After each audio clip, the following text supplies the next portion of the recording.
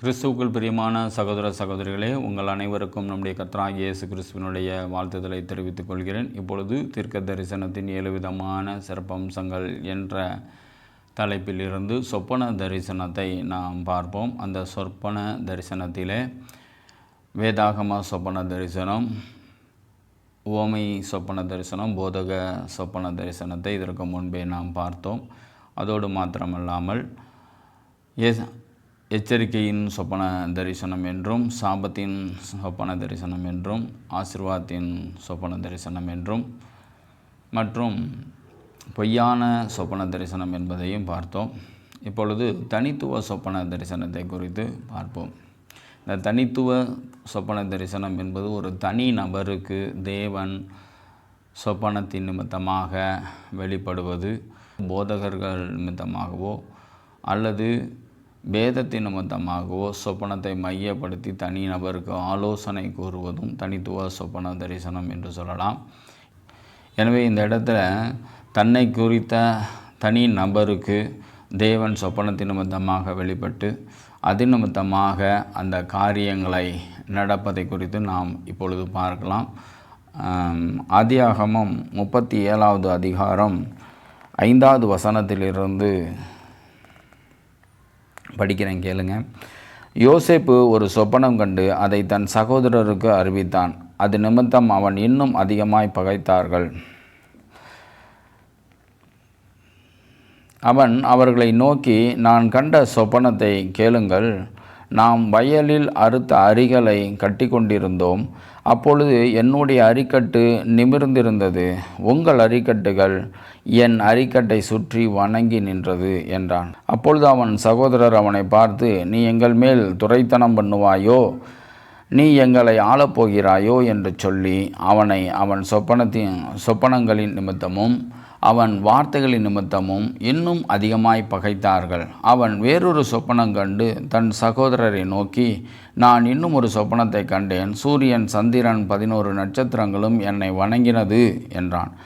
அதை அவன் தன் தகப்பனுக்கும் தன் சகோதரருக்கும் சொன்னபோது அவன் தகப்பன் அவனை பார்த்து, நீ கண்ட இந்த சொப்பனம் என்ன?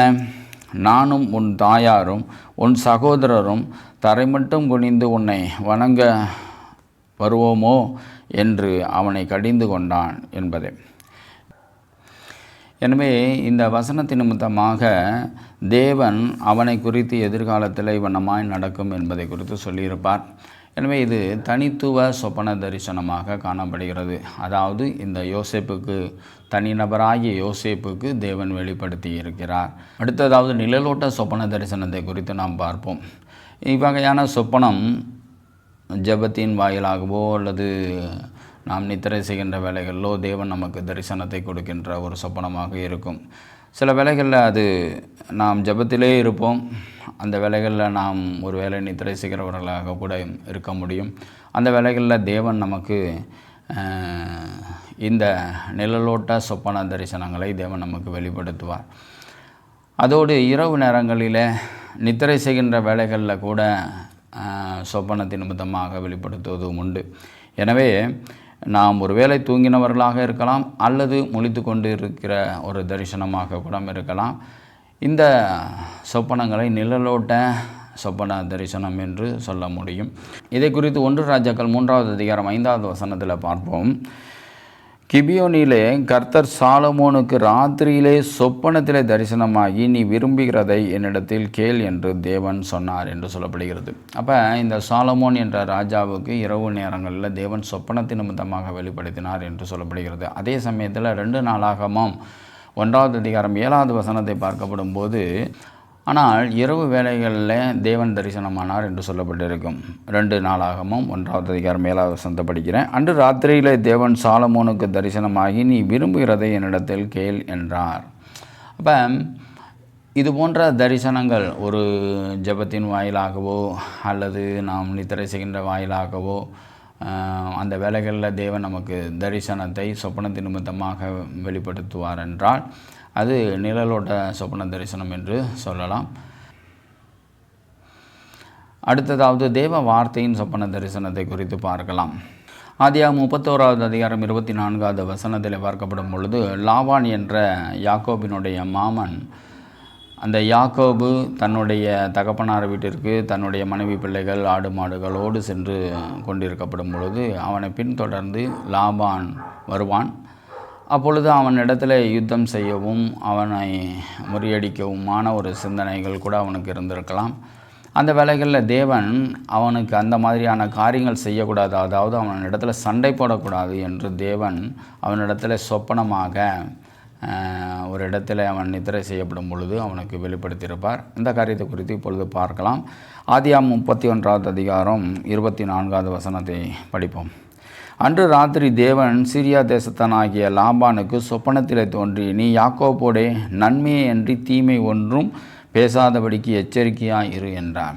அப்போ இந்த இடத்துல அவன் ஒரு யுத்தமான காரியங்களோ இல்லை விரோதமான காரியங்களோ பேசுவதற்காக அவனுடைய மனநிலைகள் அவனமாக இருக்கும். ஆனால் தேவன் அதை தடுத்து நிறுத்தி அதற்கு முன்பே அவனுக்கு ஒரு தரிசனத்தை கொடுத்து அவனை ஒன்றும் செய்யாத நன்மையான காரியங்களை மாத்திரமே பேசு என்று எச்சரித்து சொல்லியிருந்திருப்பான். இவ்வகையான ஒரு தரிசனம் தேவ வார்த்தையின் சொப்பன தரிசனமாக காணப்படுகிறது. அடுத்தது முகமுகமான தரிசனத்தை குறித்து பார்ப்போம். யாக்கோபு தன்னுடைய தகப்பன் ஊராகிய பெயர்செபாவை விட்டு ஆரான் என்ற தன்னுடைய மாமன் ஊருக்கு செல்வதாக இருப்பான். அந்த செல்லுகின்ற வழி வேளைகளிலே அந்த இரவு நேரங்களிலே அவன் ஒரு இடத்திலே நித்திரை செய்து கொண்டிருப்பான்.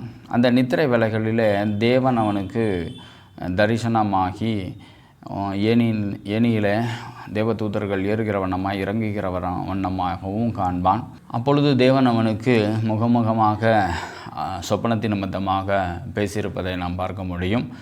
ஆதியாகமம் 28வது அதிகாரம் 11வது வசனத்திலிருந்து 16வது வசனம் வரை வாசிப்போம். ஒரு இடத்திலே சூரியன் அஸ்தமித்தபடியினால் அங்கே ராத்திரி அவ்விடத்து கற்களில் ஒன்றை எடுத்து தன் தலைமையில் வைத்து அங்கே நித்திரை செய்யும்படி படுத்து கொண்டான். அங்கே அவன் ஒரு சொப்பனம் கண்டான். இதோ ஒரு ஏணி பூமியிலே வைக்கப்பட்டிருந்தது. அதன் நுனி வானத்தை எட்டி இருந்தது. அதிலே தேவதூதர் ஏறுகிறவர்களும் இறங்குகிறவர்களுமாய் இருந்தார்கள்.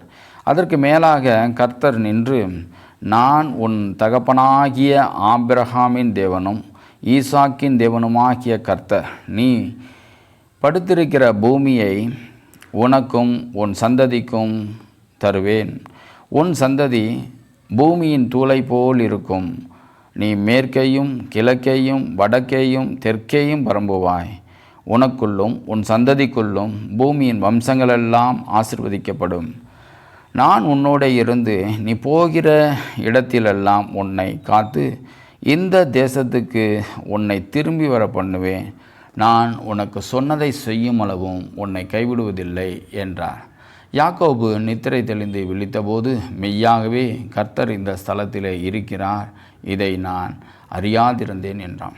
அப்போ இந்த இடத்துல ஆபிரகாமின் தேவனும் ஈசாக்கின் தேவனுமானவர் உனக்கு சொல்லுகிறேன் என்று சொல்லி அவர் இந்த இடத்துல தரிசனமானார் என்பதை குறித்தும் அவர் யாக்கோபை நோக்கி பார்த்து பேசினார் என்பதையும் இந்த இடத்துல சொப்பனத்தின் நிமித்தமாக பேசினார் என்பதையும் இந்த இடத்துல நாம் பார்க்கிறோம். எனவே இது முகமுகமான சொப்பன தரிசனமாக காணப்படுகிறது. இதுபோன்று தேவன் உங்கள் மத்தியிலும் சொப்பனத்தின் நிமித்தமாக 7 விதமான சொப்பனங்கள் நிமித்தமாக பேசுவதற்கு சித்தமுள்ளவராக இருக்கிறார்.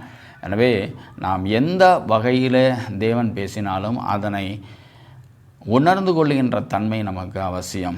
அதாவது தேவன் முகமுகமாக தான் பேசணுங்கிற எண்ணம் இல்லாமல் வேத எழுத்துக்களின் நிமித்தமாகவும் சொப்பன தரிசனத்திலே நம் மத்தியிலே பேசுவார், அல்லது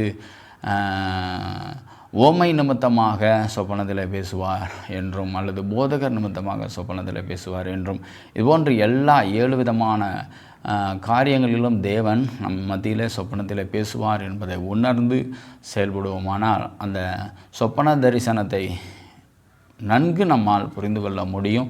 தரிசனத்தின் நிமித்தமாக நாம் தவறுகளையும் திருத்திக் கொள்ள முடியும், ஆசீர்வாதங்களை சுலபமாக பெற்றுக்கொள்ள முடியும், சாபங்களை தவிர்க்கவும் முடியும். வருகின்ற நாட்களிலே நிழலோட்ட தரிசனத்தை குறித்து பார்ப்போம். தேவன் தாமே ஆசீர்வதிப்பாராக. ஆமென்.